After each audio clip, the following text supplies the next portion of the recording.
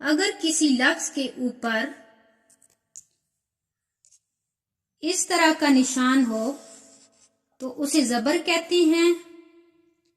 اسی طرح اگر کسی لفظ کے نیچے اس طرح کا نشان ہو، چھوٹی سی لائن حرف کے نیچے ہوتی ہے، اسے زیر کہتے ہیں. اور اگر کسی لفظ کے اوپر اس طرح کا نشان ہو تو اسے پیش کہتے ہیں.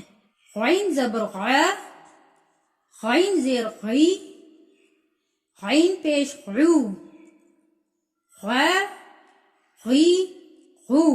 یہ جتنے بھی گرین لفظ ہیں ان کو موٹا کر کے پڑھنا ہے. قاف زیر قی، قاف پیش قو، قا، قی، قو. کاف زبر کا، کاف زیر کی،